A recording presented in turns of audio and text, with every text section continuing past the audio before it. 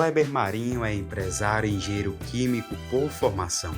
Com uma carreira consolidada no Brasil e no exterior, atuou em grandes multinacionais americanas e francesas. Apaixonado pelo que faz, Kleber chega a dedicar até 12 horas do seu dia ao trabalho. Mesmo com a rotina intensa, valoriza os momentos em família, especialmente quando está ao lado dos netos. Hoje está à frente da tradicional empresa de refrigerantes Volga, onde imprime sua experiência e dedicação na gestão dos negócios. E agora, no nosso palco, papeando com Vinícius Braga, Kleber Marinho. Um grande homem de fibra que hoje eu recebo aqui no nosso palco.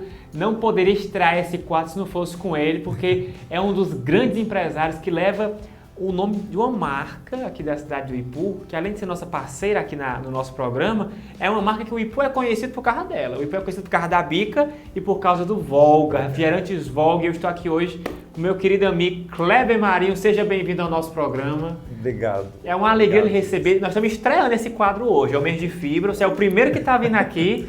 E a primeira coisa que eu quero lhe perguntar, você se considera um homem de fibra? Eu me considero, sim. Ok. Por que eu me considero um homem de fibra, né? Boa pergunta. Olha, Vinícius, eu cultuo, assim, no meu trabalho, né, na minha vida, disciplina. Isso é muito importante, né? É importante, né? O nome disciplina, ele está ligado a mim como profissional, né? Disciplina também na vida em família, tá? Então não é que eu seja todo quadradinho, né? Sou engenheiro, mas por formação, gestor e tal, mas a disciplina, ela é fundamental e planejamento também, né? Então eu acredito que essas duas palavrinhas e a prática delas, toda hora, todo dia, toda semana, todo mês, elas formam alguém, né, que tenha fibra, que tenha essência, né, que tenha fibra. Fibra de verdade. Fibra de verdade. Agora, uma pergunta que eu vou lhe fazer. Quem é o Kleber Marinho? Olha, eu vim pra cá e eu disse, olha, o Vinícius vai me fazer essa pergunta. Quem é o Kleber, né? Como é que o Kleber se define? Como é que você se definiria se pudesse, em aspectos, em ideias? Bom, tem muita coisa que a gente pode falar, né? Eu sou uma pessoa, eu procuro cultuar, primeiro de tudo, bons sentimentos, né? Tá? Não ter sentimentos ruins, todo mundo tem sentimentos ruins, mas acho que a maior parte das pessoas, a maior parte da essência da gente, da alma, é de bons sentimentos. Eu acho que se não houvesse amor, né, dentro da gente e das pessoas que nos trouxeram para esse mundo aqui, a gente não seria considerado humano, né? É verdade. Bom, então, eu sou uma pessoa simples, eu procuro ser acessível às pessoas, né? Eu não tenho grandes vaidades, tá? Eu sou muito esforçado. Eu costumo me definir também, eu não me acho inteligente, mas eu tenho certeza que sou esforçado, entendeu? Existe a diferença Existe disso, a diferença, né? É verdade. Né? Tá? Então, sou disciplinado também e gosto muito de trabalhar, gosto muito da minha família, gosto muito do local onde eu trabalho, né? E eu já trabalhei em alguns lugares aí, algumas empresas, não muitas, mas sempre onde eu estive trabalhando, eu trabalhei com muito afinco, né? Com muita garra, muito empenho, muita motivação. Porque a motivação, ela vem de dentro da gente, né? Tá? Não era pelo dinheiro. A gente recebeu visita de estudantes lá de Heriotaba hoje e sempre tem algumas perguntas, né?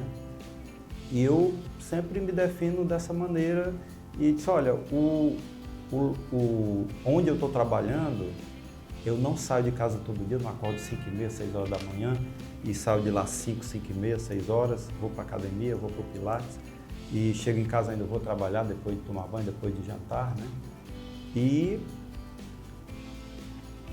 planejamento, disciplina, esse negócio todo. Então, eu sou assim uma pessoa que gosta do que faz, seja onde eu trabalhei como engenheiro de processo, depois como supervisor, tá?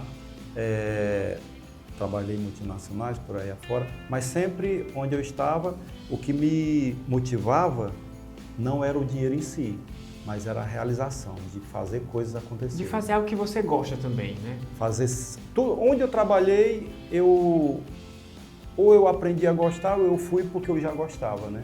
Dá pra aprender a gostar? Você acha que dá pra aprender a Eu gostar? acredito que dá, eu acredito que dá. Pode ser que fique assim meio esquisito, né?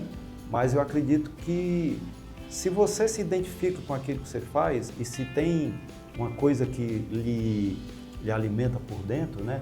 Desafio. Então eu digo para essa garotada que visita a fábrica, né? Com os professores, as professoras, olha, o que me motiva para vir aqui para a fábrica, passar 10, 12 horas trabalhando na fábrica e depois ainda mais algumas horas antes de dormir em casa, não é o dinheiro, não é o poder, não é, sabe, essas coisas de vaidade, né? É supérfluas, né? Coisas supérfluas, é resolver problema. Então eu digo para eles, né, para elas, que eu venho para cá todo dia para resolver problema. Para resolver problema. Resolver problema. Você é pago para resolver problema. Eu sou pago para resolver problema. E gosta de resolver problema. Adoro resolver problema. Tem gente que foge dos problemas, né? Tem gente que foge, tem gente que não gosta. Normalmente eu vou para cima dos problemas. É assim. Você encara. Agora, Kleber, qual é a sua formação? Você falou que já trabalhou como engenheiro em multinacional. Isso. Bom, eu sou, por formação, engenheiro químico, né? Formei na Universidade Federal do Ceará, em Fortaleza, e comecei a minha carreira como engenheiro de processo, uma grande fábrica de alumínio, da Alcoa, americana, né? E fiquei lá 14 anos. Nos primeiros 3 anos eu fiquei como engenheiro de processo, fui sendo promovido, na medida que ganhava mais experiência, que entregava resultado, e com 3 anos eu fui promovido a supervisor. Então, eu saí de um cargo extremamente técnico e fui para um cargo de gestão de pessoas, mas numa área de produção altamente técnica também. Eu não deixei de ser aquele técnico, né? Aquele engenheiro, tá? Porque eu continuava convivendo com muitas coisas de produção e altamente técnica, devido aos parâmetros de controle, aquele negócio todo. E depois de alguns anos, exatamente 14 anos, morando em São Luís do Maranhão, Cecília, minha filha, minha única filha, nasceu lá, né? Ludovicense. E já tem 2 netos, né? Você já é vovô? Já sou vovô, com muita honra. É melhor ser vovô ou ser papai? Só um parênteses. É melhor ser pai ou ser vô? Vinícius, ser avô é uma coisa tão mágica que é diferente de ser pai ou de ser mãe, né? É muito diferente, porque eu sempre falo para alguns amigos, né? Quando fazem essa pergunta, olha, ser avô é uma coisa mais fácil, porque você não está naquela operacional todo dia, né? Que é o pai e a mãe que estão ali. Então a gente vai mais para as alegrias, dar beijinho, ganhar beijo, né? Passear, né? Tá? Tem gente que fala que ser avô é tão bom que se soubesse pular a fase de ser pai. Pois é. Mas é muito gostoso. Então, depois de 14 anos como supervisor, eu recebi uma proposta muito boa na época. Eu saí da área técnica de produção e de gestão e fui ser vendedor, fui ser gerente de vendas numa também multinacional francesa. Na época ela tinha uma junção, chama joint venture, né, em inglês, com outra empresa americana, mas em Salvador, da Bahia. E sempre em grandes empresas, né? Você sempre quis, Kleber, trabalhar assim, como nas grandes empresas, numa empresa assim de renome? Eu não pensava numa empresa de renome, eu pensava sim trabalhar numa grande empresa, né? Mas eu não tinha a noção de que ia ser uma empresa tão gigantesca como a Alcoa, né? Tá? Que ainda hoje é uma grande fabricante de alumínio, diminuiu de tamanho devido à competição com a China, né? Sim. Mas eu imaginava no meio de grandes máquinas, num sistema de processo industrial grande, e foi exatamente para onde acho que as forças divinas me levaram, né? Tá? Claro que eu faço uma comparação quando você vai para a estação do trem, antigamente tinha trem, né? Ou então para a rodoviária, você vai com a sua malinha, com o dinheiro no bolso e com a passagem comprada. Então, eu me preparei antes para assumir aquele cargo lá. Fui estudar inglês, estudei francês e tinha a competência, vamos dizer assim, algumas habilidades que os entrevistadores perceberam em mim, mas tinha também a preparação técnica. O inglês também foi uma delas. Você fala inglês e francês? Eu falo inglês, leio inglês todo dia. O jornal tem uma assinatura do Wall Street, então eu leio naqueles minutos ali de... Sim. Né? E sou estudante no momento de francês para não esquecer o que eu aprendi. Não é muito bom, mas você sabe falar francês? É fluente ou não? Eu não diria que eu sou fluente em francês, mas eu consigo me comunicar em francês. Fala uma frasezinha em francês para mim escutar o sotaque. J'adore travailler dans notre petite entreprise qui s'appelle Volga. O que isso quer Eu dizer? quis dizer o seguinte, que eu adoro trabalhar numa pequena empresa, né, que é a nossa fábrica Volga. Já a gente vai falar do Volga e como é que o Volga entrou na sua vida. Agora, Kleber, na sua vida inteira, né, assim, qual foi o maior desafio que você teve que enfrentar e que enfrentou como um homem de fibra?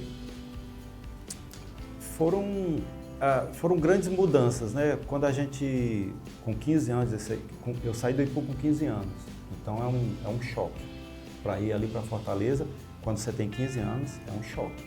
Você larga sua família, larga seus amigos, seu ambiente ali que você está acostumado e vai para outra cultura, mesmo sendo no Ceará, a cultura de Fortaleza é diferente. É muito diferente. Muito diferente, ainda mais para um adolescente de 15 anos. Então foi um choque. E essas mudanças, você mudar do seu estado, da sua cidade, entre aspas, abandonar os familiares e ir para um mundo desconhecido, já é, por si só, já um grande desafio. Né? E a minha vida ela tem sido feita assim de desafios. Né? Então, esses desafios de estar mudando. Eu mudei várias vezes, mudei 4, 5 vezes. Tá? Então, mudei como adolescente, fui morar em Fortaleza para continuar os estudos. De Fortaleza me formei, fui morar e morei durante 14 anos em São Luís do Maranhão. Tive que refazer todo um ciclo de amizades, né? Colegas pelo menos, mas até hoje tenho grandes amigos lá no Maranhão. Larguei tudo, 14 anos que eu dominava. Quando saí de lá, eu era supervisor de 3 áreas, 3 departamentos e eu gerenciava 180 pessoas. Puxa. Quando eu saí, eu me orgulho disso, né? Com os pés no chão. Quando eu saí, colocaram 2 pessoas para ficarem no meu lugar, 2 profissionais que trabalhavam comigo. Você dava conta? Eu dava conta de um serviço para 2. Então a empresa ela perdeu um profissional e ela teve que botar 2 profissionais no meu lugar. Para suprir. E aí eu fui ser gerente de vendas de outra empresa, tive que refazer tudo de novo, fui ser vendedor numa área que eu não dominava, mas nas entrevistas lá com os franceses, eles devem ter percebido que eu tinha algum potencial para ser vendedor, né? E fui ser vendedor e fiquei lá 5 anos e 3 meses morando em Salvador. Nesse ínterim, a Alcoa, que é essa empresa lá americana, e eu trabalhava numa das fábricas dela, né, lá em São Luís, nesses 5 anos e pouco eu estava fora da Alcoa, eles ficaram me chamando. Aí da terceira vez eu me seduzi e voltei. Aí agora para Poços de Caldas, no sul de Minas. Poxa, então a tua história é uma mudança por cima de mudança. Aí lá eu fiquei 7 anos em Poços de Caldas e 3 anos trabalhando na mesma Alcoa, já no sul de Minas, né? Eu fui para a Arábia Saudita. Então, um dos maiores desafios é você estar mudando, né? E se adaptar a cada mudança, Se adaptar. Ou você se adapta, ou você vai ser um derrotado, né? Você muda de uma empresa para outra, se você não se adaptar naquela empresa, na cultura daquela empresa, você né? perde. E Você perde. como é que você conseguiu, Kleber, por exemplo, mudar tanto, se mudar tanto e mudar também, e a relação com a família? Como é que você faz para ser um homem que trabalha tanto e tem uma relação boa com a família, um homem de família? Eu sempre envolvi, né, tanto a Cecília quanto a Poliana, nessas mudanças, né? E eu tentava convencê-las de que seria bom para a minha carreira, ia haver perdas, né, como tudo na vida, e como houve, realmente houve, mas a gente sobreviveu. Mas a gente passeava, a gente ia para bons restaurantes, a gente viajava nas férias, teve muita coisa boa também, né? Mas eu não estou querendo dizer que essas mudanças elas não causam transtorno, causam discussões familiares, né? Crises, né? Sim, Às vezes crises conjugais e tudo. Mas a gente sobreviveu a tudo isso. É aí que entra também a dificuldade da mudança, né? Porque não é só você que muda. Não é só você que muda, né? Tá? Todo o seu entorno. Quando nós mudamos de São Luís para Salvador, a Cecília tinha 11 anos, então eu sofri muito por ela, né? Tá? Mas eu acredito que também isso trouxe para a Cecília assim, uma força que talvez se não tivesse havido tanta mudança na vida dela, na nossa vida, talvez ela não fosse essa pessoa que ela é hoje. Que ela é hoje, né? Hoje ela é mãe de dois. É, né? tudo vai cooperando, né? Tudo vai cooperando. Uma coisa vai ajudando a outra. Vai Agora, ajudando a não é outra. só coisa... Não são só flores, né? Jamais Tem são choro, flores. Tem sofrimento. Tem as dificuldades. E né? sofrer também é bom. Faz parte. Faz parte, sofrer faz com que a gente fique mais forte, tá? Porque a vida da gente tem que ter sofrimento, porque não tem dor, né? Se você se acidentar, cortar um dedo, quebrar um pé, um dedo, uma mão, um braço, vai ter dor. Então a vida em si, ela presume que está no pacote, né? Que vai ter dor. Então, assim, eu sou uma pessoa que eu tenho... eu acredito que eu tenha uma certa humanidade que, infelizmente, muita gente tem perdido, né? Aí a gente teve essa Covid aí, que eu acho que desumanizou mais ainda as relações. As relações das pessoas. Todo mundo está falando disso. Verdade, é verdade. Então eu tento todo dia acertar, né?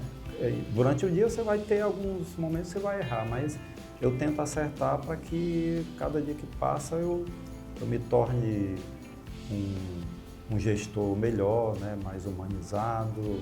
Tá? Então eu acho que isso tudo me define. Eu não sou materialista, tá? Gosto de coisas boas, gosto de comer bem. Quem não gosta? Quem não gosta, Quem não né? gosta, né? Tá? Mas eu não gosto de estar me enfeitando com aqueles cordões enormes, né? Que tem muita gente. Tem gente que gosta de ostentar, né? Eu gosto de relógio, né? Gosto de relógio bonito, tenho alguns em casa. Ouro, só tem um cordãozinho aqui que nem aparece, de aliança, mas eu sou uma pessoa que eu tenho algumas vaidades, mas eu não deixo a vaidade me dominar, tá? Eu acho que isso também me define, né? Inclusive eu tenho assim um cuidado muito grande com essa questão de vaidade. A vaidade tem uma parte que é boa, da pessoa se cuidar, de estar sempre arrumada, né? Isso é bacana, é muito legal, é né? Importante. Se vestir bem, né? É importante. Tá? Mas tem outro tipo de vaidade que ela começa a ser uma coisa assim meio... Vulgar, perniciosa, né? E ela acaba que algumas pessoas começam a se achar que são melhores do que as outras. maiores e tal. Aí isso aí eu não permito. Isso você dispensa, né? Eu dispenso, eu deixo bem longe. Né? Agora, Kleber, como foi que você voltou para o Ipu e como foi que você assumiu as indústrias Volga? O que foi que te trouxe para cá de volta? Bom, a gente, na medida que os pais da gente vão envelhecendo, né, a gente vai imaginando. E num negócio daquele ali, que é uma empresa familiar e foi fundada pela minha mãe, pelo meu pai, a Volga é uma empresa que ela faz parte da história, como você bem falou, Vinícius, da história do Ipu. São 68 anos já, né, que a empresa tem. É o Volga ou a Volga? Aqui no Ipu chama-se muito o Volga, né? O Volga. Mas quando eu me refiro à fábrica Volga, né? Aí eu chamo a Volga. Mas o refrigerante a empresa é o Volga. O refrigerantes Volga. Olha, não foi fácil, né? Você largar um bom emprego, um excelente salário. Eu estava no cargo de gerente. Não foi fácil, mas eu acredito que algumas estradas que a gente percorre na vida, elas não são definidas só pela nossa vontade. Elas são definidas por alguns tipos de energia, né, que ou você vai ou você vai. Você tem duas opções, ou ir, né? É como, às vezes, eu faço esse trocadilho. Então, com o falecimento do papai, tudo parece que foi se encaixando para que eu tivesse que voltar para o Ipu, para a minha terra natal, né? E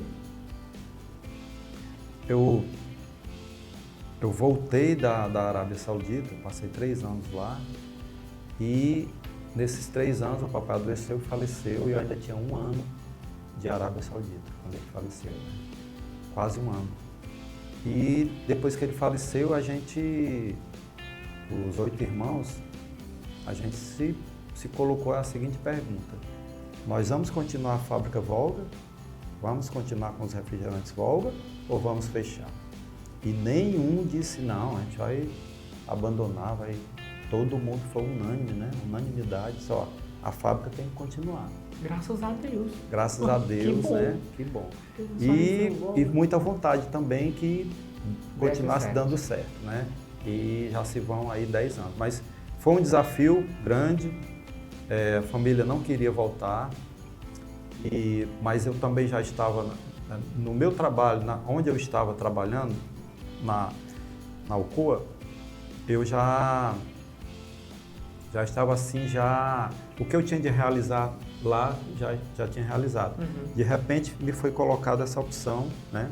E aí, daí também, o fato de eu ter vindo para ser o gestor da fábrica Volga, foi uma escolha dos meus irmãos, que foi colocado na mesa, né? Mas também, se eu tivesse nos meus irmãos, alguém que já estava olhando nas multinacionais, eu ia escolher, né? Com certeza. Pois é, então foi feito assim, tá? E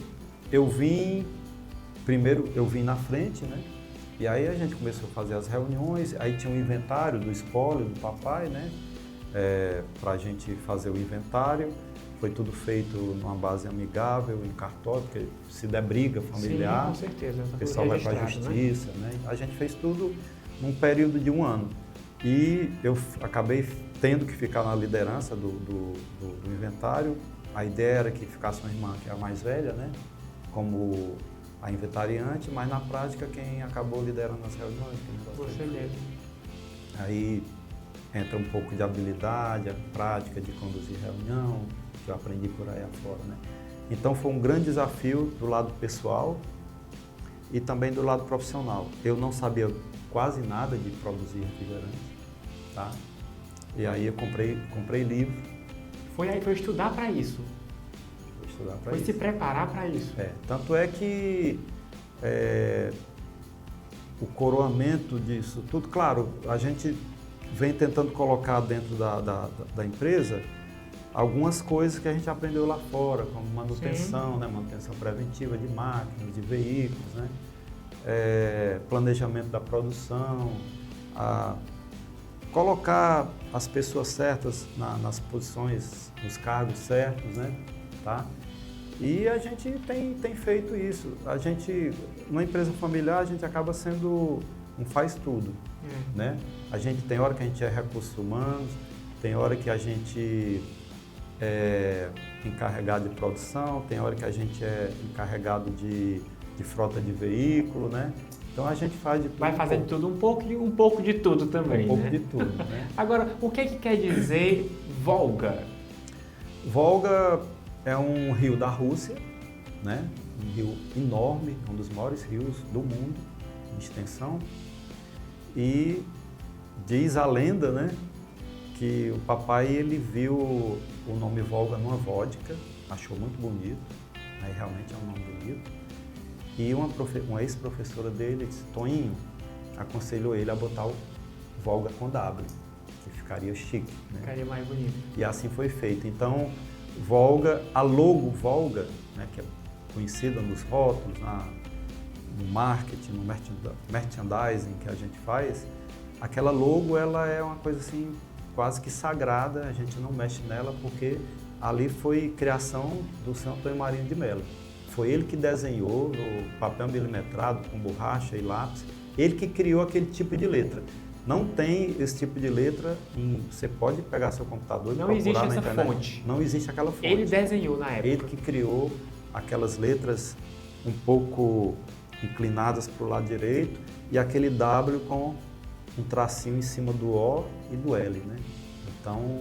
É de fundação. Né? É de fundação e a marca Volga hoje, infelizmente, só depois do falecimento do papai que a gente conseguiu patentear. Então o nome Volga é patenteado no Instituto Nacional de Propriedade Industrial, acho que é INPI, né? Ou é intelectual ou é industrial. Sim, né? sim. Eu estou agora nessa dúvida. Mas a INPI, Instituto Nacional, nós contratamos uma consultoria de Fortaleza e patenteamos a marca Volga. E aí o Volga é patenteado, é nosso. Patenteada a marca Volga de refrigerantes, é nossa. Agora, o Volga tá só no Ipu ou ele já se espalhou mais?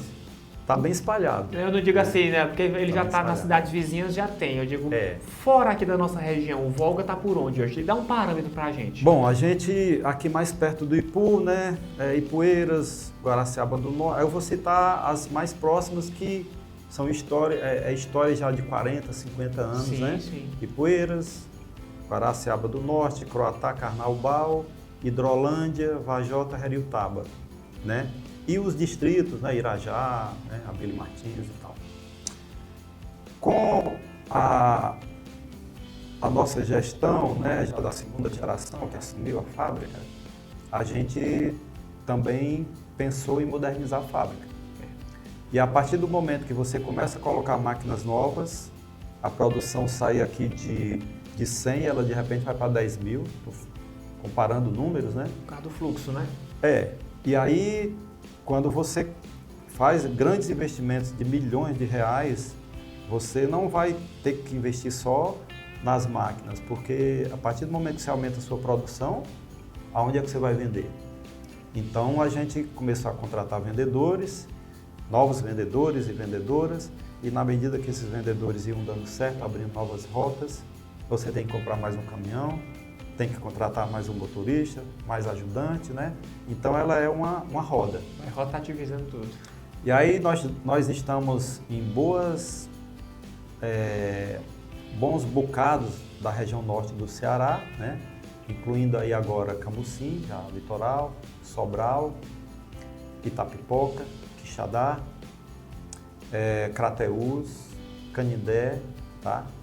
E essas cidades a gente já tem um domínio, né? Uma parte assim do market share, né? Da fatia do mercado de refrigerantes bem considerável. E temos planos de estadualizar, né? A presença dos refrigerantes Volga para todo o Ceará. Mas isso a longo prazo, né? Em médio e longo prazo, né, Vinícius? Tá? Porque não dá para fazer tudo de uma vez, numa né? semana só, num mês só, tá? Porque implica em grandes investimentos e por aí vai. E no Piauí e no sul do Maranhão também. A gente, para simplificar, né, para resumir, a gente atende cerca de 50 cidades com a frequência semanal na região norte aqui do Ceará, incluindo Fortaleza, tá? Esqueci de comentar, mas a gente tem uma pequena venda em Fortaleza, né? Nós temos um restaurante, que é o Meu Sertão, de gente daqui do Ipu, né? Família Tavares, é o Tibério Tavares, que é nosso cliente, e temos um vendedor, um representante comercial também que está tentando introduzir o Volga em Fortaleza. No Piauí, nós estamos presentes, marcando presença desde 2019. Nós já temos 8 vendedores no Piauí, tá? E toda semana tem 2, 3 caminhões indo para o Piauí. Cerca de 50 cidades já sendo atendidas pelo Volga. E no sul do Maranhão também já temos um grande comerciante da cidade de Caxias que é o nosso representante. Então o Volga é do Ipu para o mundo todo. O Ipu está indo, aos poucos está se espalhando. Está se espalhando, né? Agora eu vou lhe perguntar uma coisa, vou lhe colocar agora numa cilada. O Volga é mais gostoso que o Del Rio ou não? Com certeza. Com certeza, sem né? sombra de dúvida. Não vai nem dizer o contrário. Não vou falar mal de nenhum concorrente, né? Mas eu vou falar do Puxar pro seu lado. O Volga é mais saboroso do que ele. E do que a Coca-Cola? Volga ou Coca-Cola? Volga. Volga, com certeza o Volga. Existe uma fórmula secreta do refrigerante Volga? Sempre quis perguntar isso.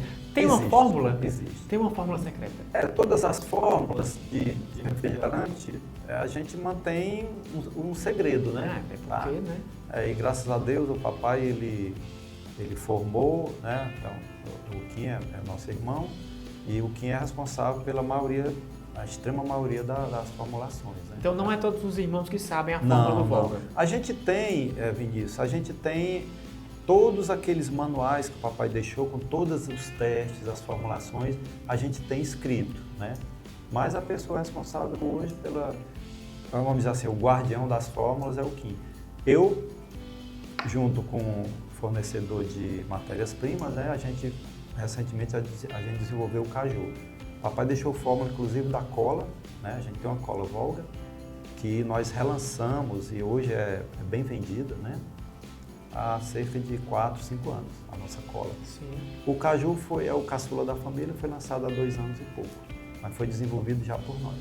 Por vocês que pegaram já a fórmula e foram destrinchando. Fomos destrinchando e passamos 14 meses desenvolvendo a fórmula do caju. Agora, Kleber, eu sou da época do Volga de garrafinha, aquele de vidro, que era delicioso, não deixou de ser. De quem foi a ideia de fazer o Volga, a nova versão, para pitulinha? Foi já de vocês ou já foi do pai de vocês? Foi do papai, né? Mas isso aí vem de um desenvolvimento, vamos dizer assim, de uma modernização da indústria, né? As embalagens, quando eu era criança, a mamãe comprava leite, o leite era entregue na porta da casa, né? Verdade. Não é da sua geração. E hoje você compra leite em caixa, né? No mercantil. No mercantil. É. Tá? Ou ele desnatado, ou ele, né, original, vamos dizer assim. Então faz parte de um processo. Naquela época, lá nos primórdios da fábrica Volga, era tudo de vidro. Então tinha garrafa de 600 ml, garrafa de 190, como a gente tem até hoje, né? Mas com o desenvolvimento, o advento do plástico, né, que invadiu aí todas as embalagens, praticamente todos os produtos, né? Tá? Então já tem a lata de alumínio, né, também. Eu digo que isso aí é o progresso das embalagens, né? Tudo isso vai modernizando, vai né? modernizando e vai se aumentando muito, né, a produtividade das fábricas, né, para atender cada vez mais gente. Como é que você vê, o Kleber, você que veio, assumiu o negócio do seu pai juntamente com seus irmãos, mas como é que você vê, por exemplo, a gente olha para a cidade do Ipu e a gente sabe identificar o Ipu por características dele. A Iracema, a Bica e o Volga, né? Como é que você olha para um sucesso desse, para uma marca que ficou tão íntima do ipuense?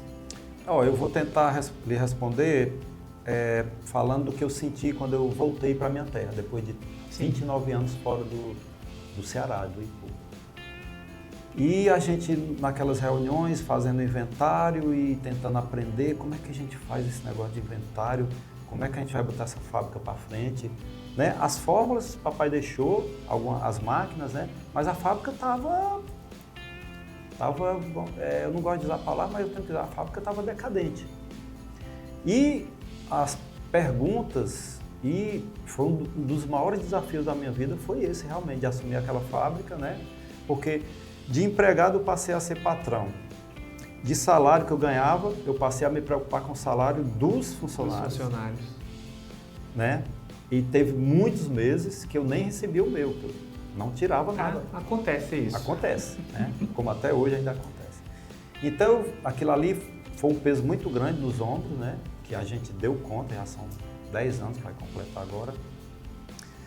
Mas muita responsabilidade. Então eu ficava imaginando, poxa, e se der errado?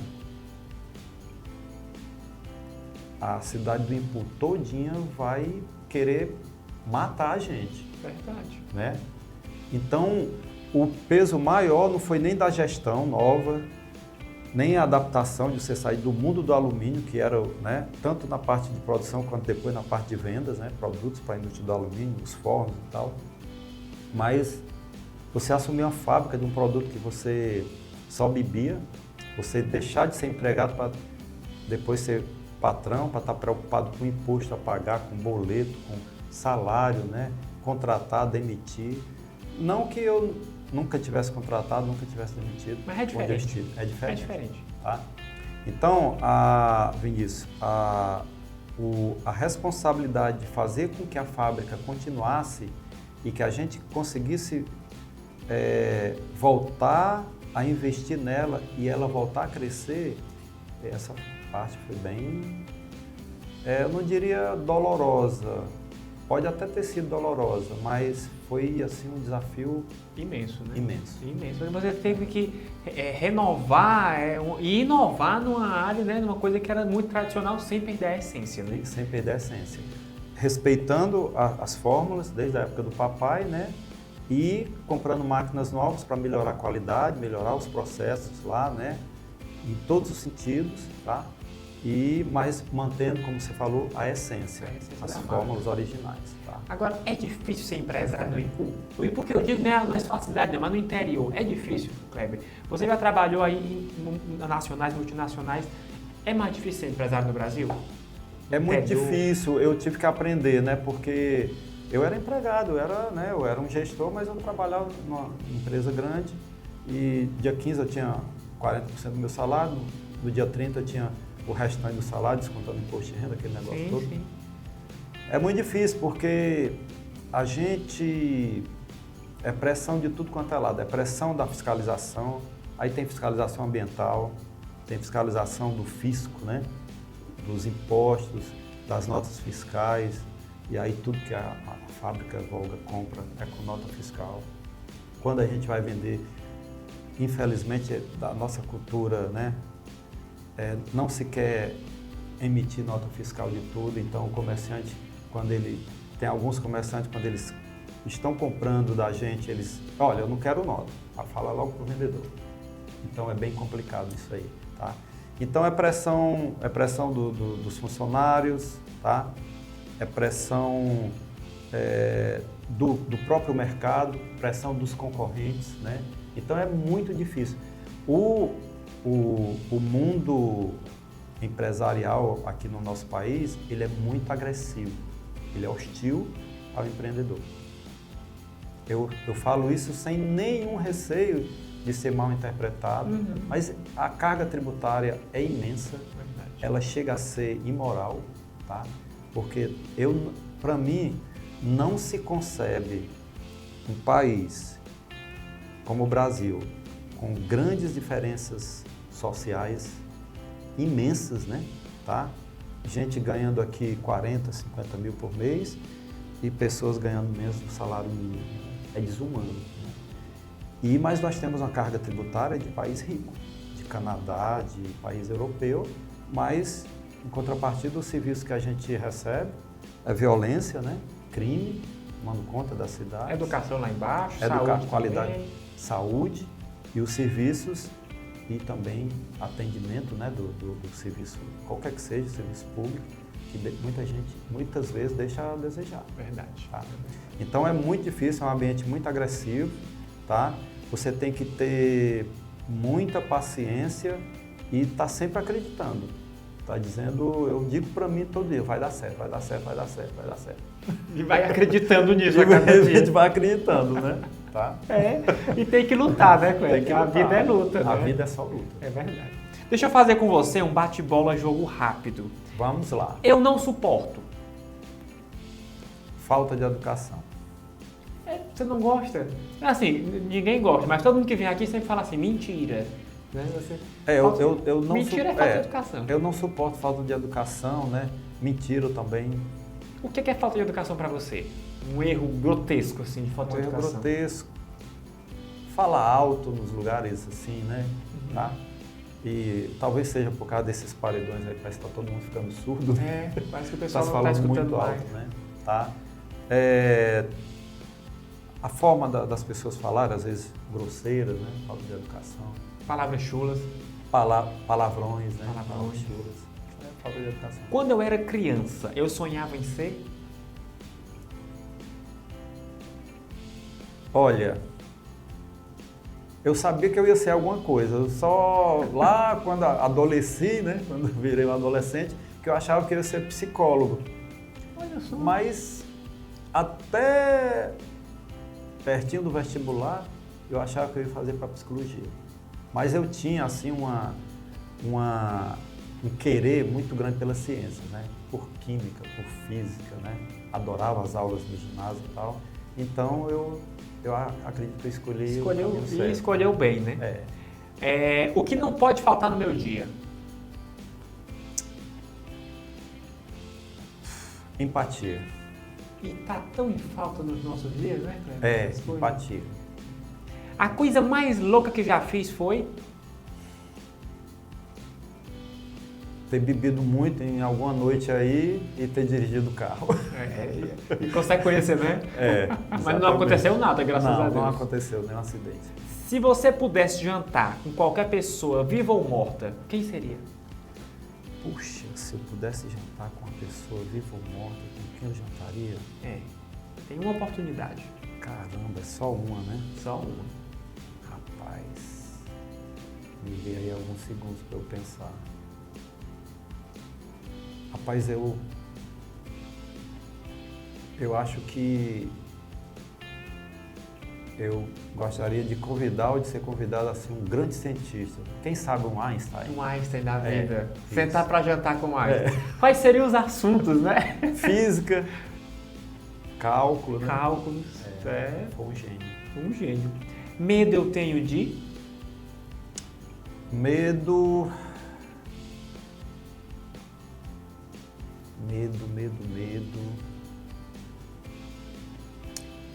Olha, medo de morrer, acho que todo mundo tem, né? Não o medo da morte em si eu não tenho, mas é medo de levar um tiro, alguma Da coisa. forma, né? Da forma de assim, morrer. violenta. Hoje acho que a gente fica assim, a gente acaba assistindo alguns vídeos, né? E é meio chocante aquilo ali. Minha besteira predileta é? Minha besteira predileta é comer chocolate. Você gosta de comer chocolate? Adoro. Você prefere comer chocolate ou tomar Volga? Agora. Às vezes que assim, eu não é tomo Volga. Eu como chocolate e tomo É Volga. porque eu não como chocolate todo dia, mas Volga eu bebo quase todo dia. Quase todo dia você bebe Volga? Um Volguinha daquele de vidro que você falou. Sim. Né? Garrafinha. Quase todo dia você toma um. Mas por questão de idade, de saúde também, né? A gente acaba tendo que se preservar, né? Mas aí eu não bebo já a garrafa toda, né? Meu maior defeito? O maior defeito... Eu tenho vários, né? Mas o maior dele? O maior? Caramba, esse bate-bola é violento, né? Ele te ajuda a pensar rápido, né? Meu maior defeito, Vinícius.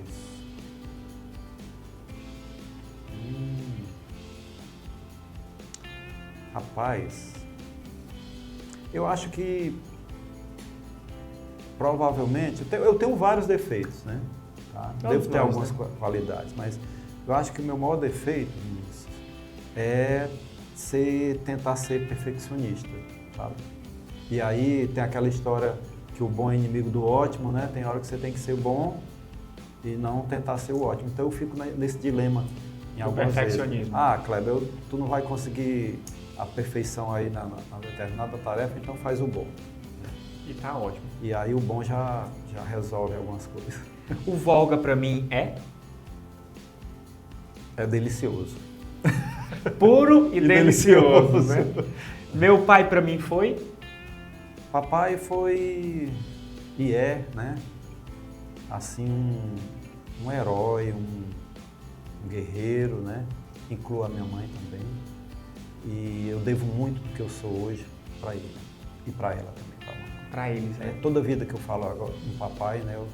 Eu interiorizei isso, eu tenho que falar da minha mãe também. Antes de morrer eu quero? Antes de morrer eu quero realizar muita coisa ainda, né? Tá? Ainda tem muitos sonhos. Eu acho que quem sonha tem, assim, muita coisa por realizar, né? Então, é necessário que a gente tenha sonhos e alguns deles eu ainda quero realizar antes de morrer, né? Eu quero ver uma fábrica Volga antes de eu morrer com 200, 300 funcionários. Hoje a gente tem cerca de 80, né? Uhum. Quando a gente assumiu tinha 16. Hoje já tem 80. 80. E crescendo. Crescendo. Se Deus quiser vai continuar crescendo, né? E com muita garra, muita disciplina, muito planejamento. Mas eu quero ver a fábrica assim, no nível de uma Del Rio, sabe? Para comparar com uma grande empresa que está aqui pertinho da gente. Uma palavra que te define? Honestidade, eu acho que me define bem, né? Honestidade nas relações, com as pessoas, em casa, nos negócios, né? No tratamento com as pessoas. Eu gosto de falar o que eu penso, mesmo às vezes possa doer, né? Falar, mas a gente falando o que tem que ser falado, né? A gente está sendo honesto. verdade. Bom, eu começaria pelos jovens, Vinícius, né? Que os jovens têm a vida toda pela frente e o futuro da cidade do Ipu, do nosso estado, do nosso país, está nos jovens, né? Está na mão deles, é verdade. Que tenham sonhos, que os jovens tenham sonhos. Eu tive meus sonhos, né, de adolescente e eu fui em busca deles. Eu procurei me preparar, estudar, né? E eu fui em busca deles e eu acredito que eu realizei uma boa parte daqueles sonhos que eu tinha quando jovem, tá? Para os empresários, para os homens de negócio, acho que a sua pergunta, seu lema foi esse, né? O desafio que você me passou, né, para a gente concluir, é que a gente tem que ver a nossa cidade, vamos falar da nossa cidade do Ipu, né? Não só como homens e mulheres de negócio, mas como cidadãos e cidadãs, a gente tem que ver a nossa cidade como uma comunidade, como um organismo vivo, né? Onde todos nós temos uma função a cumprir, seja como professores, né? Seja como médicos, dentistas, como operadores, como motoristas, entregadores, mas a gente tem que não somente gostar da nossa cidade, mas trabalhar para que ela progrida, tá? E que a gente consiga fazer da nossa cidade um lugar melhor para viver e para criar os nossos filhos, os nossos netos, bisnetos, né? E por aí vai. Eu estou me referindo também aos governantes, Sim. né? Aos políticos, tá? Porque tudo que a gente faz não somente tem um preço, mas como também tem um resultado, tem uma reação, vamos dizer assim. Uma consequência. Uma consequência, tá? Então a gente tem que estar preocupado com isso. Eu sempre estou me lembrando que na medida que lá na fábrica, né? Aí agora eu vou falar da fábrica Volga. Na medida que a gente contrata mais um jovem, né? Mais uma jovem, é uma vaga que a gente abriu que foi resultado de mais vendas, né? De mais os refrigerantes Volga estarem indo mais longe, né? E abriu mais uma vaga, 2, 3. Isso, para mim, como pessoa, me dá uma satisfação muito grande, né? E a gente, para os empreendedores, para os gestores, né? Não só das empresas, né? Do mundo privado, como os gestores públicos, a gente tem que estar voltado a gerar vagas de emprego, criar novas vagas de emprego para a nossa cidade crescer. Então, eu acredito que essa é a mensagem que é uma coisa que eu vivo todo dia, então eu acredito que essa é a mensagem que eu devo deixar aqui para vocês. E aí, nada melhor do que finalizar com o Volguinha. Você está assistindo a gente? Abra o seu Volguinha e vá tomar o seu Volga, que é o mais puro e delicioso do Nordeste, né? Do Nordeste. Do Nordeste inteiro. Onde vai ser do Brasil. Obrigado por ter vindo aqui contar um pouco da sua história. Tenho certeza que o público amou conhecer um pouco mais sobre o Volga, sobre a sua história. E sempre que quiser, estamos de portas abertas, porque você é um grande homem de fibra. Eu Obrigado, agradeço muito, com humildade, tá, Vinícius? Não vou me envaidecer, mas agradeço muito o carinho das suas palavras, né? E isso só vem me colocar mais responsabilidade nos ombros, né? Mas eu acredito que eu tenho estrutura para aguentar mais responsabilidade, mais e mais e mais. E agradecer pelo espaço aqui no seu programa, tá? E a fábrica está lá de portas abertas também para receber quem queira visitar, quem tenha curiosidade de ver o dinamismo que está a fábrica Volga hoje, né? A gente tem feito grandes investimentos lá de dezenas de milhões de reais e, graças a Deus, com muito trabalho, com seriedade, a gente está conseguindo pagar todos esses investimentos, a maioria deles de máquinas, de caminhões, de equipamentos, já está tudo quitado, né? E confiando na qualidade dos produtos Volga, é que a gente tem essa, vamos dizer assim, essa vontade, né, de continuar progredindo e fazendo que a empresa cresça. Tá? Na medida que ela cresce, a gente vai abrindo novas vagas de emprego, e não somente aqui, junto, como agora no Piauí também. E todo mundo cresce junto. Obrigado. Eu que lhe agradeço. Bom, você não sai daí porque depois do intervalo do Volga, inclusive você vai assistir o Merchan do Volga, a gente vai ter mais atrações no programa, não perca, tá? Então, é 2 minutinhos, eu vou, mas eu volto, se demorar mais de 2 minutos, você pode me chamar de feio. Segura aí que eu volto daqui a pouco, segura!